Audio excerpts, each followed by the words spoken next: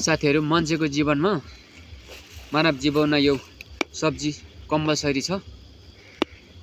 तर यो सब्जी उत्पादन गर्ने मान्छे सधैँ भिखारी हुन्छ के। कृषकहरु सधैँ भिखारी हेर्नु त, कृषकहरु सधैँ भिखारी, सधैँ कृषकहरु भिखारी। अनि यता सब्जी पनि छ। अब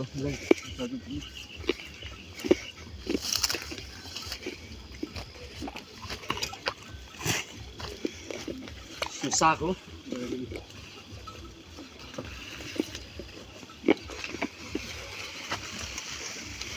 साग हो, यो रायो साग हो आफ्नो उत्पादनको है। अनि तर साग उत्पादन गर्ने मान्छे सधैँ भिखारी। मान्छेको जीवनमा रक्सी कम्पलसरी छैन, तर रक्सी पार्ने मान्छे करोडपति छ। मान्छेको जीवनमा चुरोट कम्पलसरी छैन, तर चुरोट बनाउने मान्छे करोडपति छ। तर यत्रो खेती गर्ने मान्छे हैन, यत्रो खेती छ मेरो हैन, यत्रो खेती छ, यत्रो सब्जी छ है। राम्रो मूल्य छ यदि उत्पादन गरे पनि। तर हामी सधैँ के छौँ, भिखारी, सधैँ भिखारी हैन। कृषक कहिले पनि कृषकको चाहिँ मूल्यांकन छैन साथीहरु। अब यसलाई चाहिँ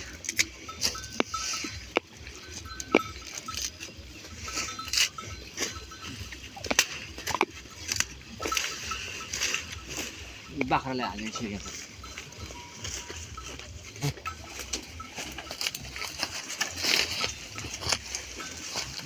यसरी बाख्रालाई हाल्ने हो, त्यही कामै थिएन।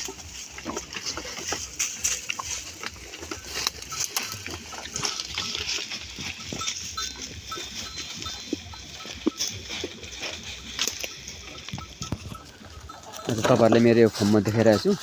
म एउटा कृषक हो र खास कति खान्छ यसरी, यसरी बाख्रा पालेको छ साथीहरु है।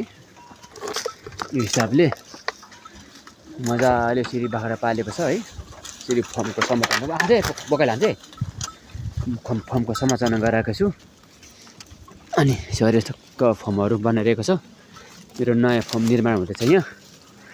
चाहिँ अब फेरि मैले पर चाहिँ मेरो धेरै नै छ, पर चाहिँ तर निकै पर राखेको छ बाख्राहरू हैन। यसो गरेर अब तर कृषकहरु सधैँभरि कृषकको चाहिँ मूल्यांकन छैन। यसो गरेर जाले है घाँस यसरी खाएको थियो बेलुकाको समय। तल जा, उता निस्कि, बोकाइल हान्छ तल निस्केर त्यो अगाडि साग अलिक लानुपर्छ। साथीहरु हेर्नु त्यस्तो छ मेरो चाहिँ जीवन चाहिँ यसरी कृषकमा आधारित छ।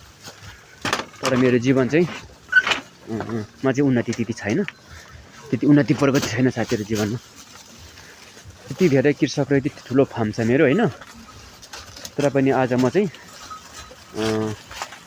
निम्न एकदम कम अर्थमा चाहिँ परिवार जीविका चलाइरहेको छु। ती ठुलो लगभग मेरो 4 कट्ठा चाहिँ त्यहाँ मेरो संरचना छ हैन बाख्राको। यति ठुलो संरचना भएर पनि यति धेरै मैले बाख्रा खोलाहरूमा चाहिँ यति धेरै जग्गाहरू खर्च गरेर बनाएको छु। तर पनि मेरो जनजीवन चाहिँ मेरो आर्थिक चाहिँ त्यति ठुलो उन्नति छैन। घाँसहरू यसरी लगाएको छु, एकदम घाँस खाइरहेको छ बाख्राहरूले। त्यतिभित्र पाठहरू छ साथीहरु। यस्तो छ मेरो यो तत्काल 2082 सालको अपडेट यस्तो छ। अनि म चाहिँ यसो गरेर खेती गर्छु। अनि बाख्रा फार्महरु छ। अनि यो बाख्रा पाल्ने ठाउँहरु है। अनि प्रशस्तै गरी चाहिँ यसो गरी यो मुला घाँस यसो गरेर छ। सब्जीहरु पनि सागहरु छ यसरी यहाँ हैन, अर्ग्यानिक सागहरु छन्। तर अर्ग्यानिक सागहरुको कुनै मूल्यांकन छैन। हेर्नु त सिधै लसुनहरु लगाएको छ है। पनि छ नि त। अब मेरो चाहिँ यही बाख्राको मलबाट चाहिँ मैले उत्पादन गरेको आलु छ यहाँ हैन। यो पुरै यो आलु हो, यो आलु अब चाहिँ आलु छ। अब आलु चाहिँ अब लगभग फलिसकेको छ अहिले हैन। आलु खोज्यो त कति फले लगभग आलु चाहिँ आलु चाहिँ हेर्नु त, आलु चाहिँ यसरी फलिसकेको छ। आलुहरू दाना र आलु दाना आलु आलुहरू चाहिँ अझै यो चाहिँ लगभग आलु यसरी फलिसकेको छ आलुहरू है।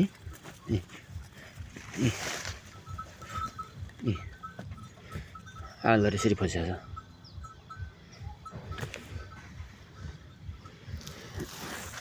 ल यसरी तोरीहरू यस्तो पुरै यसपालि तोरी लडेर तोरीको चाहिँ बिजोग छ होइन।